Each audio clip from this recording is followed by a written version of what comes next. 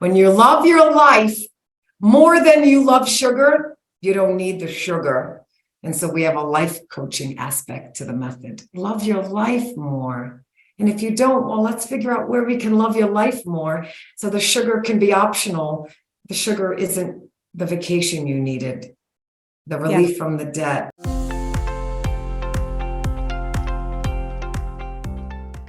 Hey everyone, welcome back to the Reshape Your Health podcast. I'm your host, Dr. Morgan Nolte, and this one's going to be a really good one because I will tell you right now, her energy is through the roof. It's going to be a lot more casual, kind of meandering interview, all about sugar addiction, sugar substance use disorder, sugar cravings, sugar binging, however you want to classify it, that's what we're talking about today. And it's going to be an awesome conversation. So it's with Jenn Edden, and she's a graduate of the Institute for Integrative Nutrition in New York City. She's certified by the American Association of Drugless Practitioners. She grew up with depression and anxiety and saw firsthand what sugar can do to your physical and mental well-being, which is so important to recognize. After healing herself of gastritis in her mid-20s and learning how to manage her own addiction, she built a company that teaches busy women how to kick and manage their sugar addiction without being on a diet or denying themselves of things that they love. And full disclosure, I told her offline, I'm going to tell you guys right now, I interviewed someone else on sugar addiction, and I didn't end up airing that interview because their approach was far too, in my opinion, restrictive. I hate using that word because for some people, a true cutting off of all things white is actually freeing for them. But for the majority of the audience, I really believe that we can learn how to enjoy food that we love or modifications of food that we love in moderation. And I think that Jenn's approach is much more in line with that goal and that perspective. So I'm so excited to have you here. Thanks for coming on the show. Start with your story. How'd you get into this? Oh my gosh, I love that intro. And I love everything you shared and what we spoke about offline, because that's needed. Life should feel simple, fun, and easy. And it doesn't need to have hard work. I work very hard. I have 3 beautiful kids, 10 to 15 right now. But it doesn't need to be. Okay, so my story. Well, I'm Jenn Edden. You heard that. I'm almost 50. No filter on my Zoom. I was told to share. So good, you guys. You look so good. I live an anti-inflammatory lifestyle, and I didn't always. And I didn't say it in the bio, which is more than fine, but I founded a method about 15 years ago. It's the Sugar Freedom Method. And it's about bringing freedom, because growing up, I never felt free. I always felt addicted to having to eat 2 rows of Oreos, had to have dessert after dinner. Not that it's bad, so there's no right or wrong or bad or good. But when it's a half gallon and you want it the next day, we've got excessive issues. And so I grew up that way. I do have a family history of anxiety and depression, clinical depression on my father's side, and bipolar. We've got everything. And so I was predisposed, not knowing. And I really struggled for a very long time. Weight was just a side piece of it. But it was in my 20s where I started to not feel well from the sugar, right? This is what we can talk about today. Mentally and physically, my body was breaking down in my 20s, and I had to do something about it. And here I am now, 25 years later, right? Having figured it out, 3 kids, and I just want to shout it to the world. So thank you for allowing me to be here today. Oh, I'm so excited. Share my wisdom. Yeah, 20 years now I'm at it. So long time. Such a fun conversation. And I can tell you're so passionate about what you do. I think your passion matches mine and really our mission, but they're a little bit different. You know, we focus a lot on insulin resistance, and a big piece of insulin resistance reversal is nutrition, with a primary focus on reducing refined and processed carbohydrates such as sugar.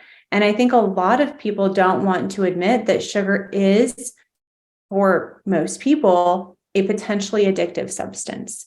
An addictive substance, the way I teach about it in our master classes, it's more like nicotine or caffeine. It's sneaky. It's not as obvious as like a cocaine or a heroin addiction, but it is. And I want to just start by classifying it. I told you offline I was going to talk just about this part. Usually I let the guests just kind of run with it, but I thought this would be really helpful to start with the framework of, well, what is an addictive substance? And so what I'm going to pull up is our transcript from our Master Your kind of Carbs and Sugar Cravings Masterclass. And as we go through this, I want people to compare it to carrots. So I'm going to give you 11 criteria. This is from the Diagnostic and Statistical Manual of Mental Disorders, version 5, so the DSM-5. And there are 11 criteria for a diagnosis of a substance use disorder, which is the new medical term for an addiction. They're classified as mild, moderate, or severe based on how many of the 11 criteria are fulfilled. Mild is any 2 or 3. Moderate is any 4 or 5. Severe is any 6 or more criteria. So let's move our way through this, again, comparing it to carrots. So we kind of broke down the 11 criteria into, I think, 4 categories. And the first category is impaired control. And the criteria that fall in this one are consuming the substance in larger amounts and for a longer amount of time than intended. So for me, that's like, and you mentioned in one of your blog posts, it's hard to just have one Oreo cookie, right? It's kind of easier to have one carrot. So that's the first one, consuming the substance in larger amounts and for a longer amount of time than intended. The second is a persistent desire to cut down or regulate use. So the individual may have unsuccessfully attempted to stop in the past. I have never tried to stop eating carrots. It's not a problem. I have tried to stop eating less sugar. Spending a great deal of time obtaining, using, or recovering from the effects of the substance. And then this is big, experiencing craving, a pressing desire to use the substance. Now, the second category is social impairment. And the criteria that fall within this category are substance use impairs ability to fulfill major obligations at work, school, or home. I would classify that as if you have a chronic disease and you're on disability because of that chronic disease that was driven by sugar, that one might be a yes for you. Continued use of the substance despite it causing significant social or interpersonal problems. Reduction or discontinuation of recreational, social, or occupational activities because of substance use. The third category is, I think, applicable to sugar, continued use despite risk. And the criteria within this category are recurrent substance use in physically unsafe environments, not so much with sugar, but this one is persistent substance use despite knowledge that it may cause or exacerbate physical or psychological problems. And then this is the last one. The fourth category is pharmacological criteria. The criteria that fall under this are tolerance, which I believe applies to sugar, the gradual decrease in the responsiveness to a substance demanding an increase in doses consumed to obtain the initial effect, and then withdrawal, which is absolutely true for caffeine if someone's tried to, like myself, switch to decaf coffee, and sugar. So corresponds to a set of signs and symptoms that a substance user presents once the substance, in our case, sugar, and I would argue some sweeteners as well, is stopped. So I want you to mentally maybe rewind this podcast and go back through. And if you said, yes, I can relate to that, I have that, to any 2 or 3 of those criteria, then you technically would have a mild substance use disorder. If you say yes to any 4 or 5, it's moderate, and 6 or more is severe, and the rest of this conversation is highly pertinent to you. So hearing those, Jen, like, what are your initial thoughts from hearing all of that? This is where the interview ends. My first thought is, can everybody just breathe? Take a deep breath. We're not broken. Yes. We're amazingly gifted, special people. I got a lot of them on the list. I'm still going to make it. Yep. What I find is the socially acceptable aspect is the problem with sugar. It's just socially acceptable versus, oh gosh, I have this cocaine issue. Oh, really? You know what? Well, I brought you some anyway. You'll be fine. Start again tomorrow. No, I said, I have a cocaine issue. When we use the word cocaine over sugar, we would all be outraged if we shared that in public and someone was like, here you go. Oh, I don't feel good today. Okay, well, here's cocaine. I mean, these are the things that I deal with. I say that because of my kids, I've actually only been to the doctor, true story, like twice, true story, the 10, 13, and 15. We don't get sick. We do what I teach in the sugar freedom method. But my point is, like, I would like everyone to kind of feel light about their life. When we feel heavy about this subject, we go to sugar for hits to feel good. Mm-hmm. So what I teach is, can we start learning how to feel good without needing the substance? I have a rule in my house. We do not eat. We call it the substance. How many hits did you take today? I do say it that way. We don't not have it. We're normal, but it's how many hits. Oh, you had it yesterday. Are you craving it today? We don't allow habits to form. Yeah. And we don't feel bad about it, but we never have it when we're having an emotional reaction. We do not link sugar with making us feel better. My daughter was upset. And chips turn to sugar. Oh, Mom, I'm really upset. I want chips. And I was like, we don't do that. You wait till you feel better. And if you still want them, have some chips. And so I just unlink comfort, okay, with sugar, because I grew up comforting myself. Sorry, Mom and Dad, very incredible childhood and a lot of stress, a lot of trauma, a lot of stuff. And so that's where the method came from. Literally, it helped me survive and then thrive to be here at almost 50. So we just unlink. So I just want to lighten everybody up. I love the information. Knowledge is power. Talking with the doc and I today, but we gotta lighten up about it a little bit. Because I don't want to eat sugar after this episode if we don't lighten up. So, and I think we have to also recognize, all of us listening, like myself too, my hand goes up. Like, and so I think it's I want to lighten up, but I also want to bring the awareness to people. Yes. That, hey, if you are like, I love that cocaine example. And like, if you're a grandma baking all these cookies, baking all these cakes for your grandkids, and you're facilitating that relationship. I'm going to go to grandma's house. I'm going to get cookies. I'm going to go to grandma. And it's like, we link sugar with so many things. We link it with the holidays. We link it with making us happy. We link it with holidays, Valentine's Day. It's incredible. 100%. I love that. So We unlink it.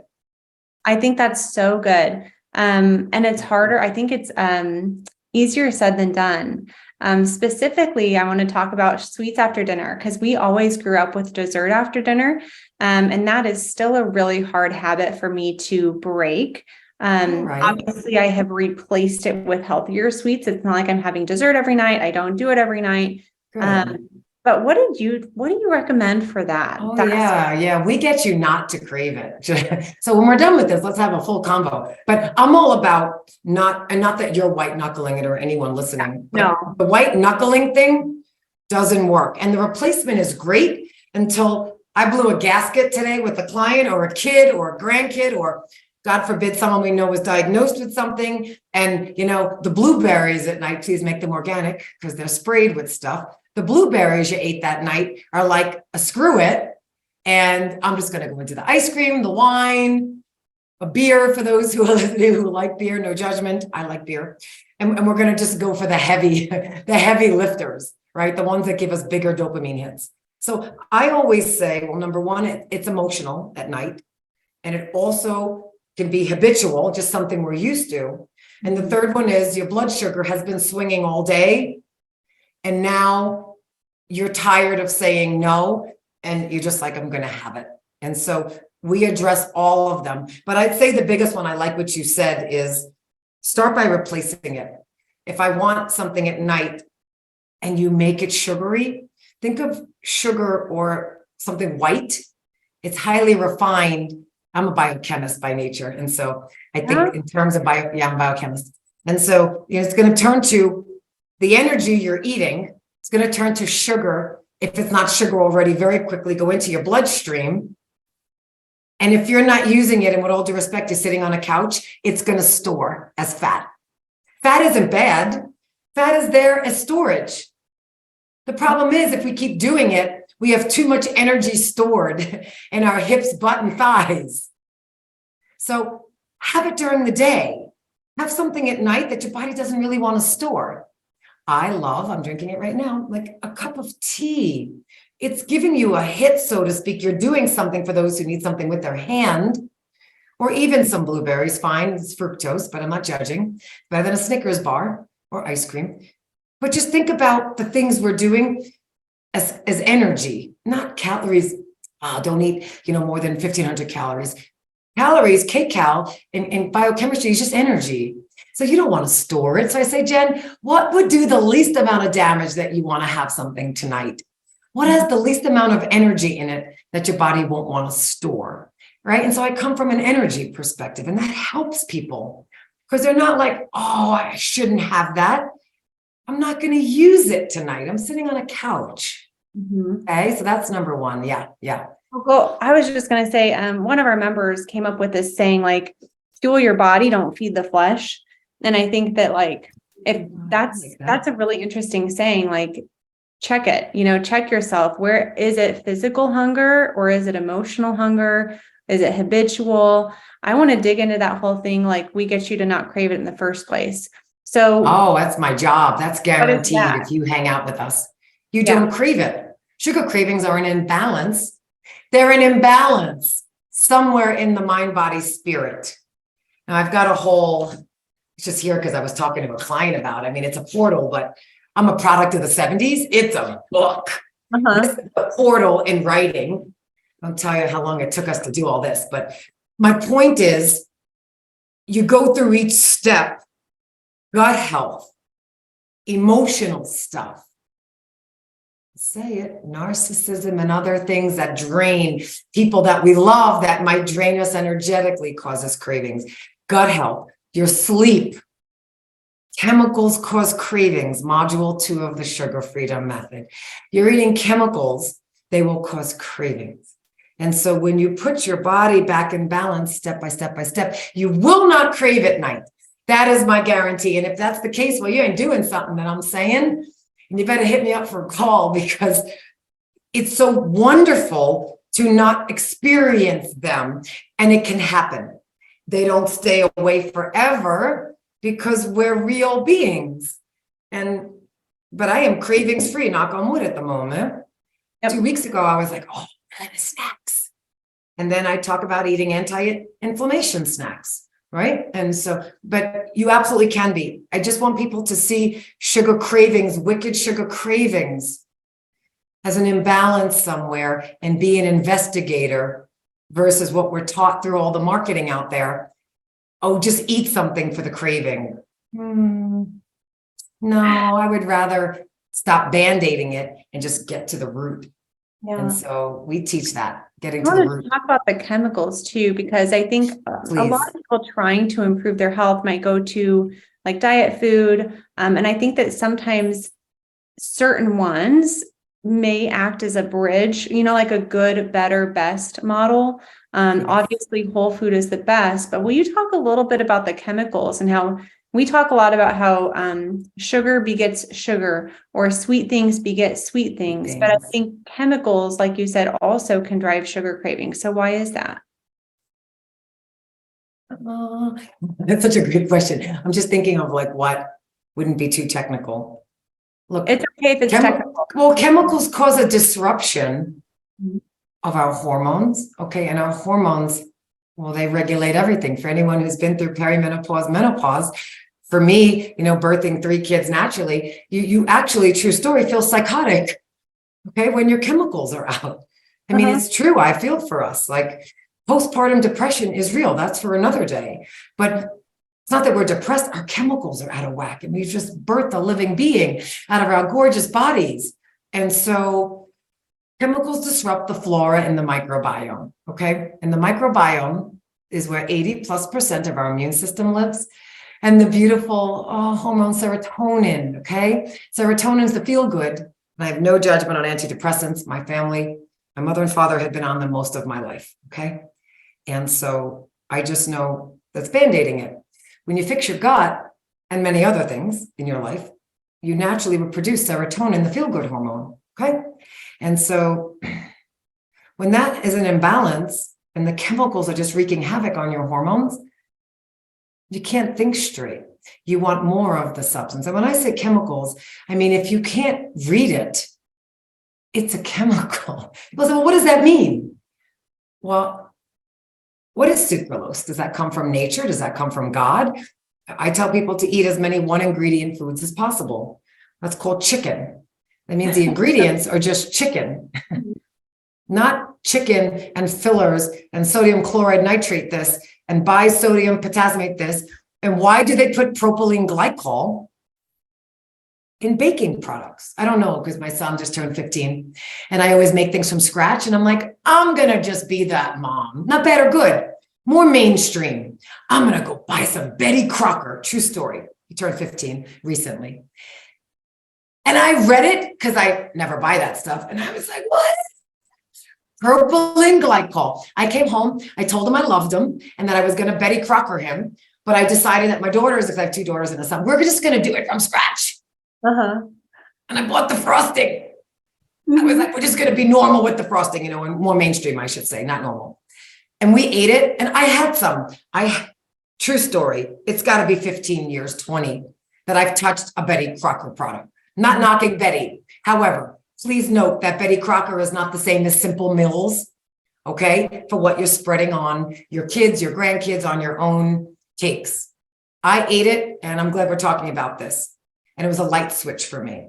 And I don't have light switches anymore because I'm recovered from this. And I was like, ooh, oh, I know why people are going back for 7, 8, 9 licks. Because not even all frosting is made the same. And I was like, no propylene glycol, so I bought it. I was like, wow, these chemicals. And the next day I was like, looking in the fridge, like, ooh, we got to get rid of that cake. And normally I can have it and I'm fine. And it taught me, it reminded me that these extra special chemicals in most mainstream things really are addictive and really impact our brain and our gut health. I put myself on a gut protocol. I was like, anybody want any more of this cake? Because mama's getting rid of it. I always ask respectfully. My son said, save me 1 piece. I did. Threw the rest out because it ain't food. And so did that answer? Like, wow, different chemicals affect, but that one was loaded. And so No, please I think know, you can't not, it's not that you don't have to have it. But yeah, they're not all created equal. I really was reminded of that, having eaten that cake. I was like, wow. No, I really appreciate that, because I think a lot of people and we talk about macronutrients, we talk about, grams of protein, we talk about grams of fiber, but if you get so caught up in the numbers, you're going to overlook what else is in the food besides protein, carbs, and fats, and that's like where the sweeteners and chemicals can really contribute to more food cravings. So excellent reminder there.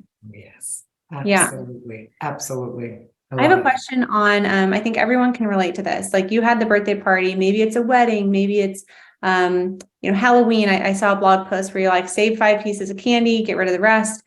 But for some people, myself included, and I think you too, you just alluded to this, we can have a little bit and we can train ourselves to get back on track, quote unquote, pretty fast. But I think someone who's a little bit more novice in this space, like maybe they have added sugar every day still, they might be drinking pop, they might be having candy, they might be getting in their bars, their yogurt, their granola, no judgment. Creamer. Yes. How do you get, quote unquote, back on track as fast as possible after you have intentionally, I always say, make it intentional. If you're going to have it, make it intentional. How do you get back on track? What do you recommend? I love that. So that is not a pitch for my YouTube channel, but I swear I just recorded all about this. And I love that you asked. I don't remember how many steps it is. It might be 4, but it's literally like there is a protocol after you put the substance in you of how to get it out. And I follow it to the T, because that stuff is a socially acceptable legalized drug. And if you don't believe me, eat it all week, try to take it out, and you tell me 2 days later if you're not shaking, depressed, like a crack addict, like in the cabinets, and you're driving to the store. That, my friends, is addiction. So with that said, listen, hydration. I drink like a gallon of water the next day. Why? Because I got this thing in me, and how I'm going to get it out is I'm going to sweat it out. I'll get to that in a second. I'm going to pee it out. I want it out. Want my kidneys flushing the mother out. So I need you to hydrate. And I don't ever say it's a gallon. I do not believe everybody is different. And it's a gallon the day after. Just get it out of you. And so it's about a gallon. I drink about a gallon, right? So I do water. It is very important. I alluded to it a second ago. I need you to sweat. I just need you to get an endorphin hit. Okay. Because now you're going to be looking for a dopamine hit, which is the happy feel good. Yeah. Dopamine. And so I want you to get it through a workout. I want you to get it through movement. And I also want you to sweat because I want more of that stuff out of your body. So I always say, move, sweat, do stuff, get it out. If it's the same day and you're feeling shaky, I always say, no problem. All jokes aside, go do some squats, go do something. And if you're big, I have beautiful, gorgeous legs, like they're solid mass. I use legs. Why? Because I want to use up the glucose I just threw into my system, probably way too fast if you tend to binge. Okay, so you want to use it up. That's number 2. Number 3, I need you to not go hungry. I need you to not ever go hungry. Hunger, well, forget it. You're not having any sort of willpower to anything. And if you already have cravings, you're in trouble. You at least have half a chance when you're not hungry. So I say eat a high protein meal, breakfast, lunch, and dinner. You need a 4th meal. I ain't judging. Have a 4th meal, but I need you to have more protein than usual. Stabilizes your blood sugar. And dear God, don't have it again the next day. Yeah. What you don't want to do is keep assaulting the body with this. Okay. Yeah. Hydrate. It's movement. Protein. Did I say it's protein? Did I say a 4th? You didn't say a 4th yet. I'm like, fine. There's one more. So the 4th is, and this is interesting. People are like, oh, but like, I need you to sleep. See, because if you're exhausted, well, now you're naturally craving it, even if you didn't binge on it the day before. I know on days like dog kept us up. Oh, that poor, beautiful dog. I was like, ooh, I'm in trouble tomorrow. I'm going to have cravings because I'm going to be craving energy. And sugar to the mind, so smart. To the brain, I should say, is like instant energy all day long. So if you have it in your system, you really don't want to be tired. So I say, go to bed early. Hey, your body needs to repair from what you put in it anyway. Go to bed early. It's a true story. Sleep. So at least you don't have that against you too. And those will work. I know because I live off them. And so absolutely. Yeah, we did good. Yeah. You like them? I love them. Yeah, I think I wanted to highlight something that I learned recently within the last 6 months is about NPY increasing when your cortisol is increased.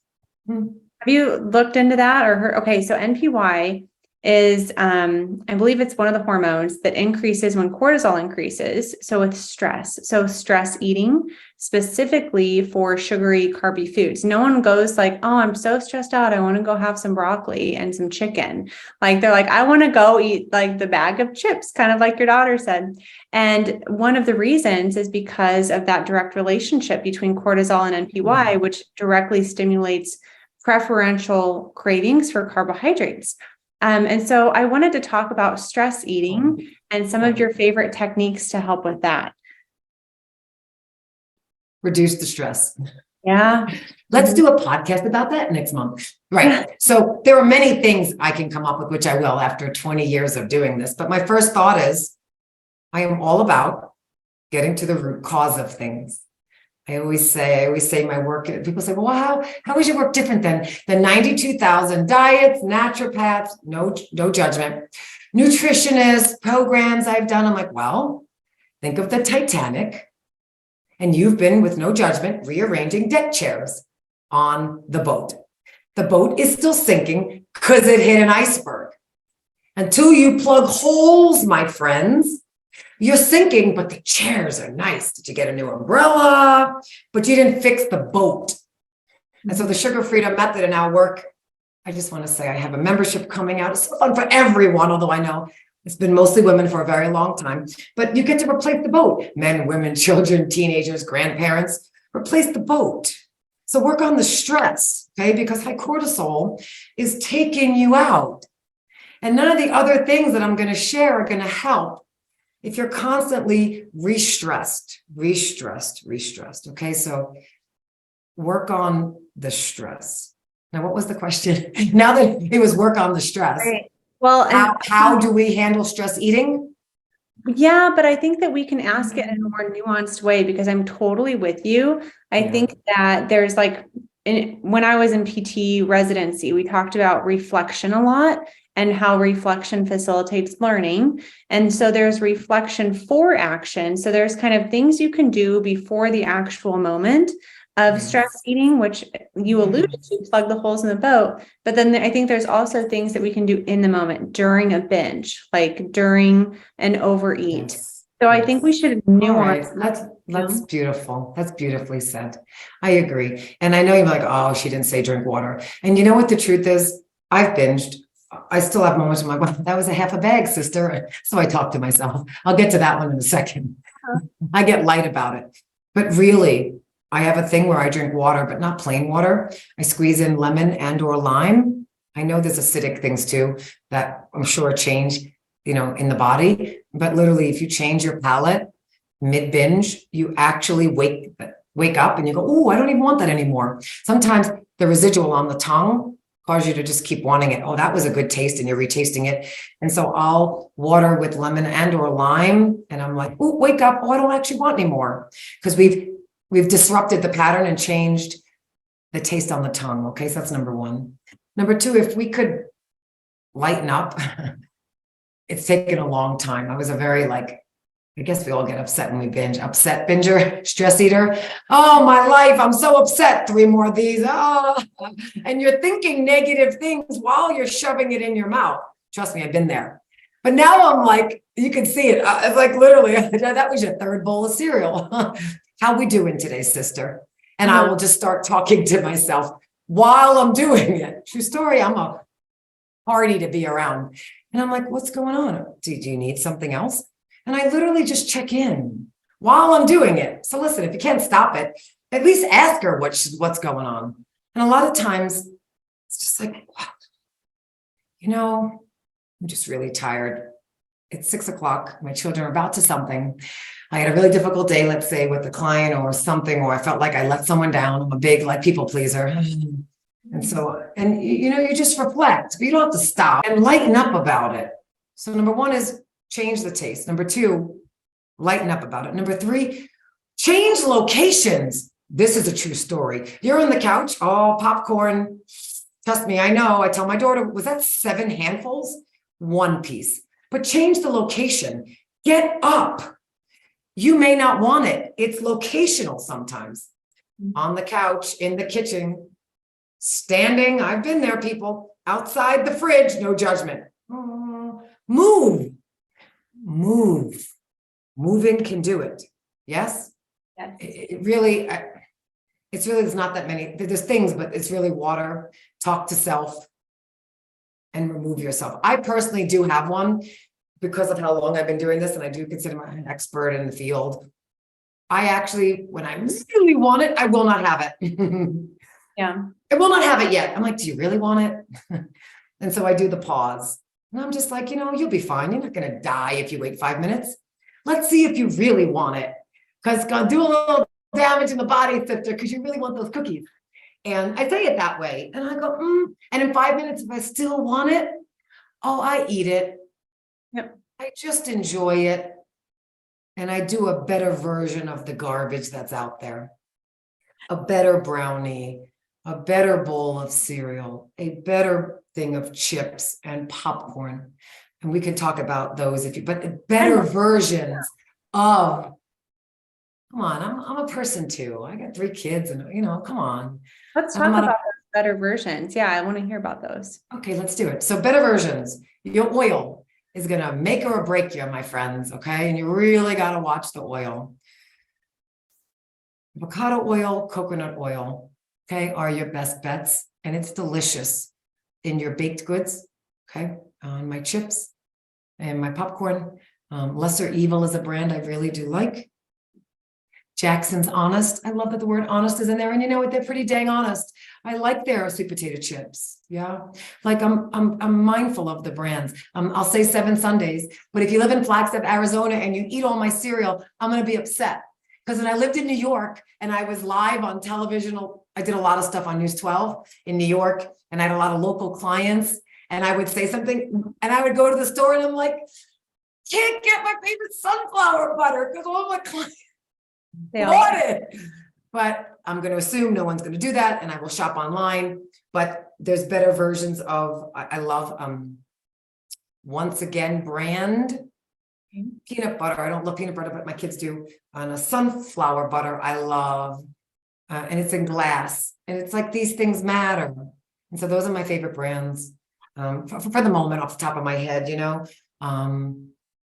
So you can do things, just better versions. And then if you don't one day, like I did with Ms. Betty Crocker, you got to follow the protocol the next day, because I'm not going to lie, that was a little scary. I was like looking for it. And I was like, wow, this is what people struggle with, and they blame themselves.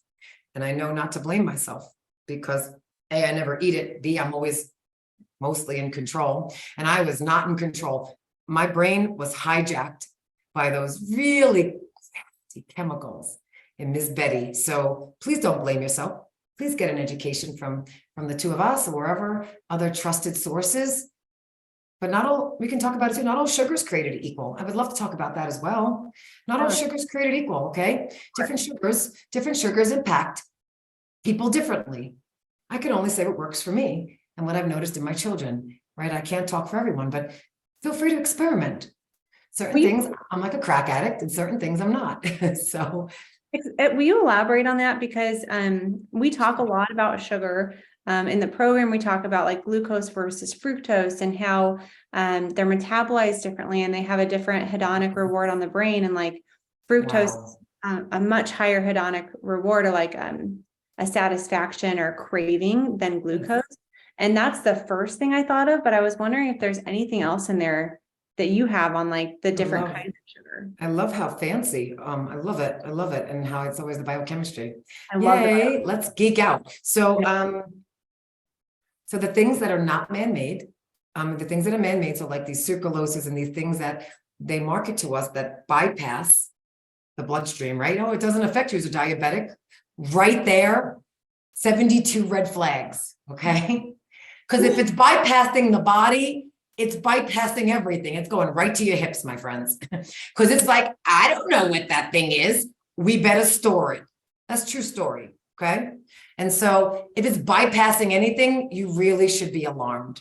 I don't want anything bypassed. I want my body to recognize the substance and decide what to do with it. Okay, so we'll just stop right there before I get in trouble and continue with other things we put in our bodies that things bypass. And I'm like, wait, think about that. Okay, so if it's artificial, please don't have it.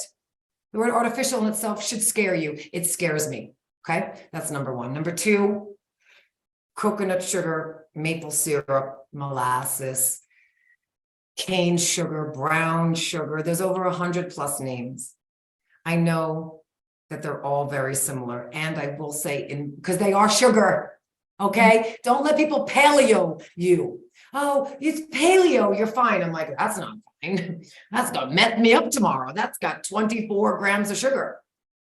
Yeah. And 4 grams equal a teaspoon.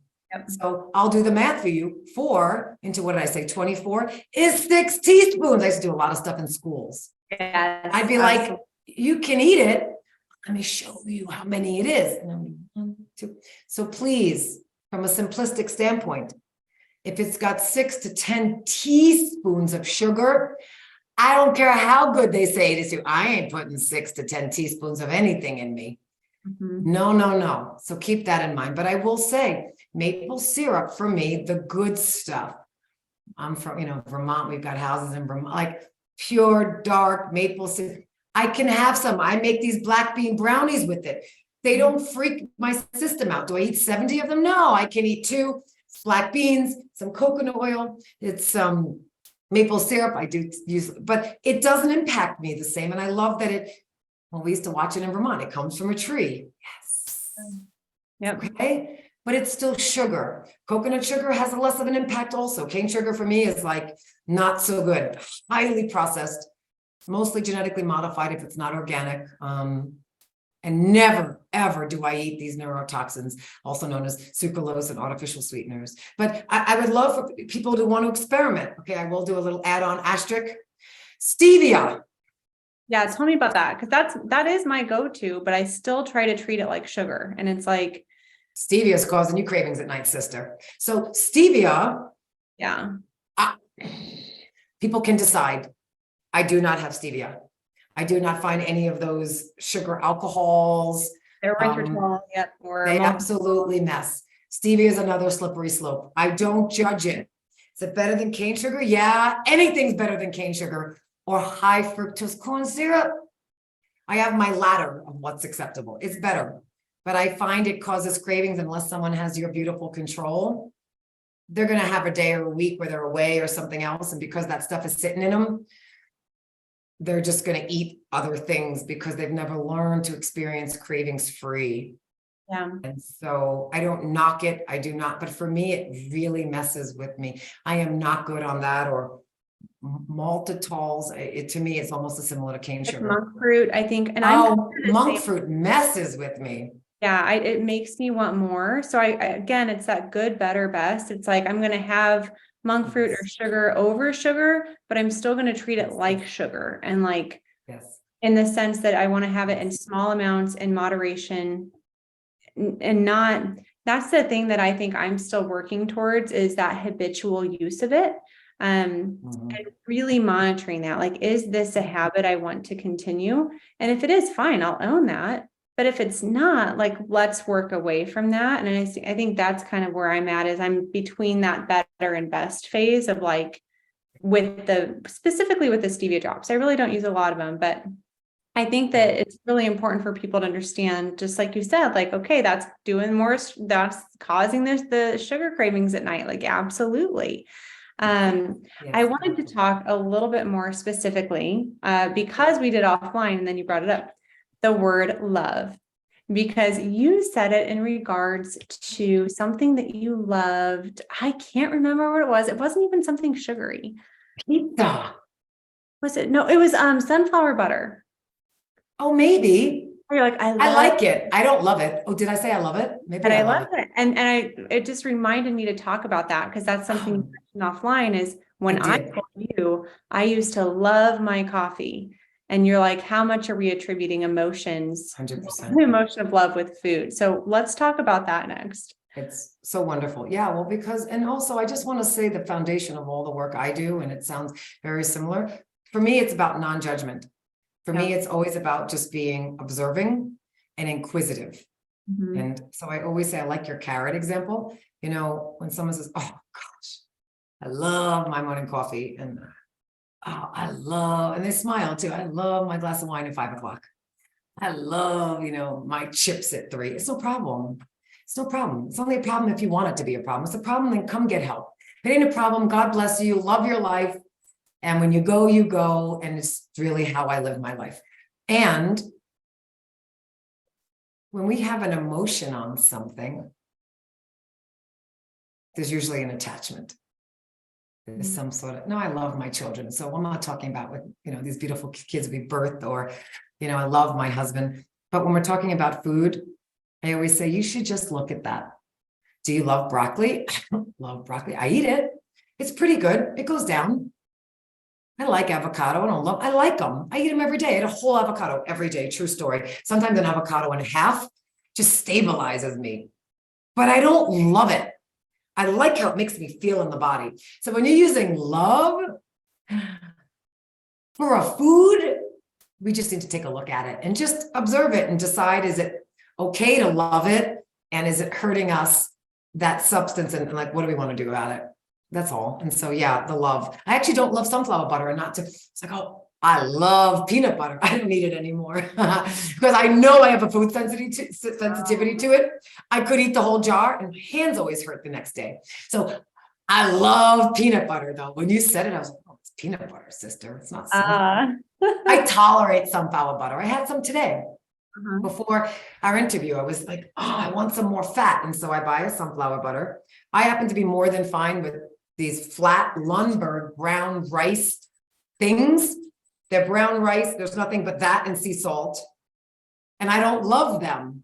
I like them. And I put sunflower butter on them, sometimes a little banana. And I'm like, okay, that's going to help me power through my afternoon. Yeah. So I yeah, think helpful with the love.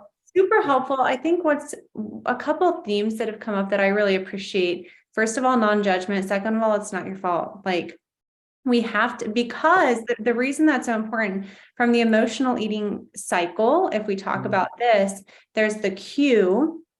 Something will cue you to want to emotionally eat. Then you develop some sort of craving, then you do it. But then often there's those negative emotions, guilt, shame, I'm a failure, I did it again. And those negative emotions can then recircle as the cue for more emotional eating. And so I think that to highlight, like, be gentle with yourself, use gentle, positive, non-dramatic language with yourself so that you reduce that tendency to perpetuate that cycle. I think that that's great how you're very, it's just so matches your personality. Like, how you doing today, sister? Like, I'm a little bit just, like, I don't talk to myself like that. I don't know. I don't know how I talk to myself. I think I try to like talk to myself like my mom would talk to me, like very gentle, very kind, like, how are you doing today? So, but the point is like, have that internal dialect that's positive, that's kind, that's compassionate to yourself. And that was part of the pitch email that I got from you, was like really developing that, that self-compassion. And I know your history of anxiety, depression, the trauma that you experienced, you probably had to learn that the hard way. So do you have any shortcuts for people on how they can become more hard way, the right way? I am hardwired. There ain't nothing that happens now. I'm not like, well, here's the bright side to that. I'm like, what? So I'm hardwired that way now, without being Pollyanna or, pretending that, things don't happen that aren't great. No, but my brain will process that and they go, all right, and here's the upside. Get help. Listen to podcasts. If your mother or father were very negative, or you're living with an abusive spouse or a partner, it doesn't come from us. We're not born thinking negative. It's taught. And it's drilled for decades. And if you think one beautiful podcast with me and the doc over here is going to change that, it ain't. Okay. I have rewired this over decades. I did say I'm almost 50. So get off your back. If you get off, eat something sugary and go, oh, they just had to talk positive. And I ate it and now I'm mad. Great. Well, be mad and then laugh that you were mad, even though you're working on positivity. Laugh that you can't figure it out yet because it's not hardwired. I am hardwired this way. Nothing could change it. It's taken decades. So go get some help. And by that, I mean, you have to put into you what you want. So you better hang out with people that are positive. You better listen to things every morning that are positive, because you ain't doing it yourself. I always say you didn't get into the mess you're in. You got into the mess you're in because of what's going on up here. So what's going on up here ain't going to get you out. You got to rewire this. It's why we have module 3 of the Sugar Freedom Method, tuning in and understanding mindset, and why I've got a mindset coach on staff, because you can't get out yourself right away. And so go listen to positivity, hang out with positive people, listen to more podcasts like this, and start to unwire it, because it is hardwired, my friends, in your subconscious. Yep. So just know that, and it's not your fault. It's not your fault, and go easy on yourself. I always say, like, the 2 most undervalued things in like weight loss or health is grace and patience. Like, really, there has to be that fine balance between truth and grace with yourself. Like, yeah, sugar's not good for you. Yeah, you ate it. Let's not be over dramatic here. Just give yourself grace, be patient with the process, keep going. I wanted to bring up a quote from your blog that I really liked. So the quote was, "The mental indecision has melted into peace." And I wanted to talk about that because I feel like when people are struggling with negative self-talk, with what we were talking about, sugar doesn't make that any better. And so it's almost like, what came first, the chicken or the egg? What came first, the negative self-talk or the sugar? And so that can be kind of a little double-edged sword to really pull yourself out of that. But I can tell you from personal experience, they get better together. Like the less sugar you eat, the better your mental health. The better your mental health, the less sugar you're going to crave. But I wanted to just ask you a little bit more about the mental indecision has melted into peace. What was the mental indecision for you? How long ago is that? Well, I always say this also, first answer, right answer. So people think they need to be creative all the time. I'm going to be so creative with my meals. I'm going to be so creative with my morning routine. If you live my life, this is my favorite top. You will see it on my new masterclass that just came out. You will see it on my website. It's everywhere. Why? Because I'm all about simple, fun, and easy. Is how I created the method, and it's how literally I have 3 kids, and I'm still highly functioning at 50, and I look this way. It's because wherever I can simplify.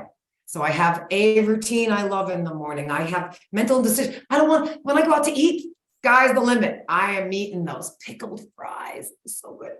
So I'm not talking about going out, but I'm saying like the 90% is pretty much the same. But I love my life. So I don't go on vacation to get away from my life, to come home, to need another vacation. My vacation is my life. True story. I'm so grateful for what I do for a living and what I survived and thrive and now teach. So to answer your question, like simplify. If you saw my house, I wish I could just take you around. People are like that. Where's all the stuff? I'm like, do people live here? It's like a spa. I go, yeah, we live here, but I don't have clutter. I don't overbuy. I'm also next time survivor of a near-death gas explosion. I lost everything at 27. So I've already come from nothing. And like, you just don't need a lot of stuff. Make it simple. I drive a 6-speed Jeep Wrangler 4-door. I don't want 72 gadgets. I just turn the button on for the radio, but I want people to think about this. First, I love my stick. It's hysterical. I'll be like 70 still driving this thing. But my point is, sometimes we eat sugar, true story, because we are so mentally exhausted by the end of the day that we didn't line up dinner because we want it to be something fancy or special. And so we default to sugar versus if we just had somewhat of a routine around what we eat for breakfast, lunch, and dinner, seasonally rotate, please. Seasonally, I rotate. Just don't complicate it. I have the same 7 things. True story. I work out at my same little cute little gym. I do, I change my exercise, but simple. I wear my same 5, 6 tops. I have 4 pairs of jeans. Are people cringing? I have 3 pairs of boots I love. Mental and just, what should I wear today? I don't know. I wear the same top I love. It's that. I don't wear a lot of makeup. I wear one base, a little mascara. True story. Maybe a little lip gloss. You saw me. Mental indecision will absolutely rob our peace, and then we're going to sugar. And so the method and how I live, what I teach my kids is, how do we simplify? Is that okay? Like everywhere. And that's module 5 of the method, learning to love your life more. When you love your life more than you love sugar, you don't need the sugar. And so we have a life coaching aspect to the method. Love your life more. And if you don't, well, let's figure out where we can love your life more.